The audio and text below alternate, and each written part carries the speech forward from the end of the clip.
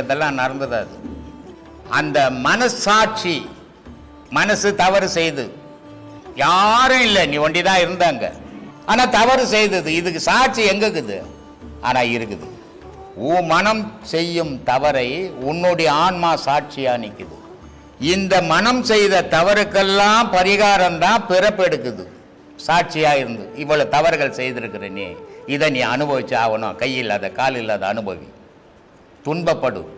அப்போ இனிமேல் இந்த உலகத்துல நான் எந்த தீமையும் செய்ய மாட்டேன்ற உணர்வு, அடுத்த பிறவி உனக்கு சுத்த பிறவியை நான் உண்டாக்குறேன் அப்படின்னு ஆன்மா. ஏன்னா அதான் சாட்சியா இருந்தது நீ செய்த தவறுக்கெல்லாம். அப்போ மனம் செய்கிற தவறுக்கு சாட்சி எதுன்னா உன் ஆன்மா.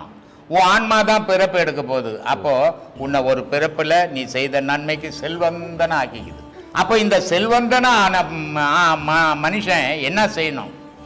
ஐயோ, நம்ம எதிர இவ்வளோ தாழ்ந்து போய்க்கிறான், சாப்பாட்டுக்கே வழி இல்லாதக்கிறான், நான் செல்வந்தனா வாழறேன், அப்போ என்னால முடிஞ்ச தர்மங்களை நான் செய்வேன்டா, எல்லாரும் செல்வந்தனா இருக்கணும்டா அப்படின்னு அவன் நினைச்சிட்டான்னா அவன் இறைவனோட சேர போறான்னு அர்த்தம். இல்ல இல்ல, நான் மட்டும்தான் எங்க செல்வனாகணும், எல்லாம் எனக்கு அடிமையா இருக்கணும் நினைச்சான்னா நாளைக்கு இவன் கண்ணால கண்டவனுக்கு அடிமையா இவன் வாழ்வான். இதான் உலக இயற்கை. அதனால எந்த ஒரு